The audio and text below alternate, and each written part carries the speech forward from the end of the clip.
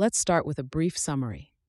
This article, written by Paul Graham in 2009, explains the 13 fundamental principles of creating a successful startup. These principles include selecting a good team, launching quickly and evolving your idea, understanding your users, providing surprisingly good customer service, and spending very little. Furthermore, it cautions entrepreneurs to avoid various distractions, especially to attract the attention of investors, and to keep the morale of their startups high. These suggestions are based on the idea of deeply impacting a small user base before reaching a wider audience. Before we dive in, I want to share a quick note about how this podcast is created. As you've probably noticed, this podcast isn't voiced by a human, but by artificial intelligence. I'm obligated to inform you of this beforehand due to the rules of AI services. This podcast is made possible by our sponsor, Wope.com, an AI startup that combines content marketing with artificial intelligence to significantly boost traffic and revenue of your startups. For all the latest content, be sure to follow me at x.com/yigitkoner. Now let's turn our attention back to the essay, your 13-step guide to launching a successful startup. Original title, Startups in 13 Sentences, date February 2009. One of the things I always tell startups is a principle I learned from Paul Buchheit. It's better to make a few people really happy than to make a lot of people semi-happy. I was saying recently to a reporter that if I could only tell startups 10 things, this would be one of them. Then I thought, what would the other 9 be? When I made the list, there turned out to be 13. Pick good co-founders. Co-founders are for a startup what location is for real estate. You can change anything about a house except where it is. In a startup, you can change your idea easily, but changing your co-founders is hard. And the success of a startup is almost always a function of its founders. Launch fast. The reason to launch fast is not so much that it's critical to get your product to market early, but that you haven't really started working on it till you've launched. Launching teaches you what you should have been building, till you know that you're wasting your time. So the main value of whatever you launch with is as a pretext for engaging users. 3.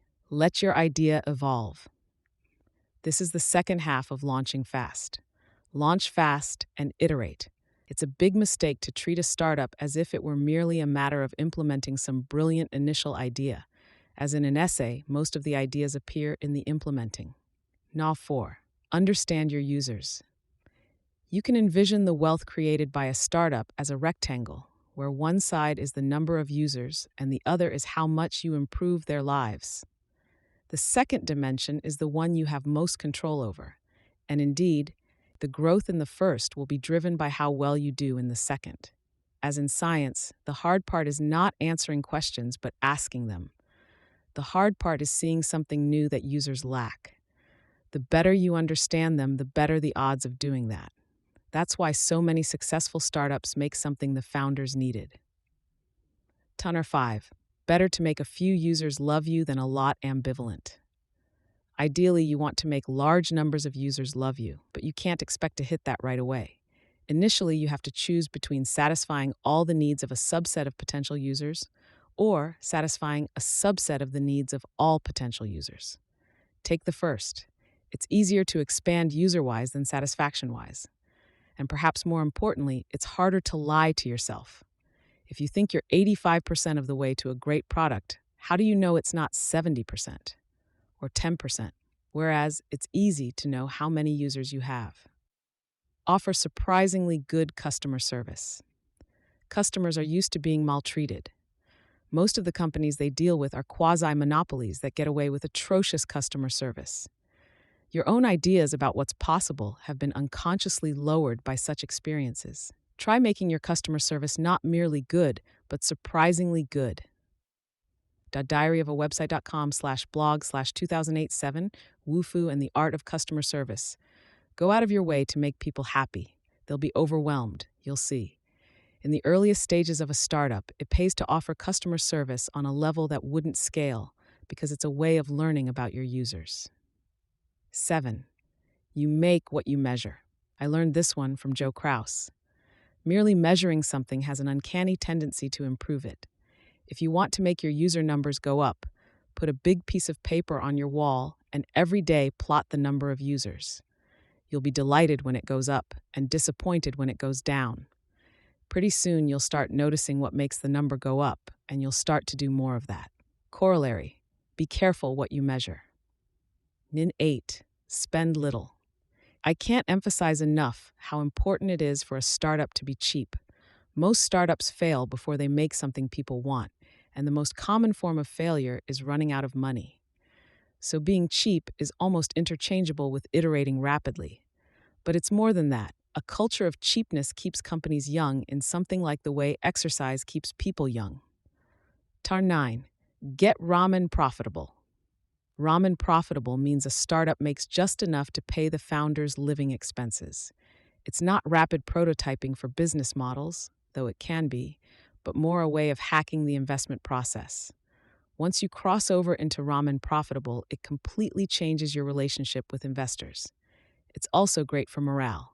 10. Avoid distractions. Nothing kills startups like distractions. The worst type are those that pay money: day jobs, consulting, profitable side projects. The startup may have more long-term potential, but you'll always interrupt working on it to answer calls from people paying you now. Paradoxically, fundraising.html, is this type of distraction, so try to minimize that too. Don't get demoralized. Though the immediate cause of death in a startup tends to be running out of money, the underlying cause is usually lack of focus. Either the company is run by stupid people, which can't be fixed with advice, or the people are smart but got demoralized. Starting a startup is a huge moral weight. Understand this and make a conscious effort not to be ground down by it, just as you'd be careful to bend at the knees when picking up a heavy box. Note 12. Don't give up. Even if you get demoralized, don't give up. Die schnell. You can get surprisingly far by just not giving up. This isn't true in all fields. There are a lot of people who couldn't become good mathematicians no matter how long they persisted, but startups aren't like that. Sheer effort is usually enough, so long as you keep morphing your idea. Nar 13. Deals fall through. One of the most useful skills we learned from ViaWeb was not getting our hopes up. We probably had 20 deals of various types fall through. After the first 10 or so, we learned to treat deals as background processes that we should ignore till they terminated.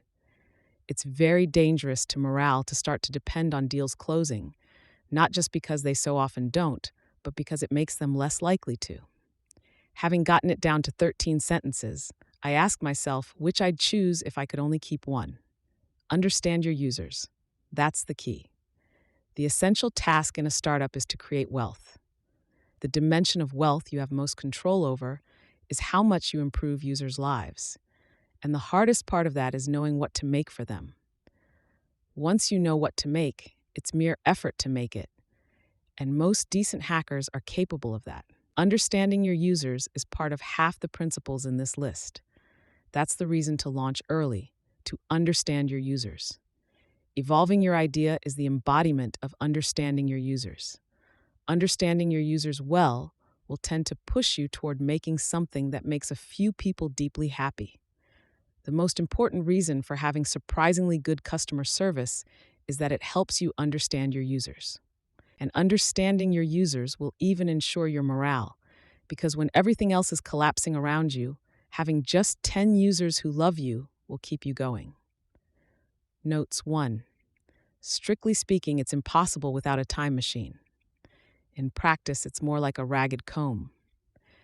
Joe thinks one of the founders of Hewlett-Packard said it first, but he doesn't remember which. They'd be interchangeable if markets stood still. Since they don't, working twice as fast is better than having twice as much time.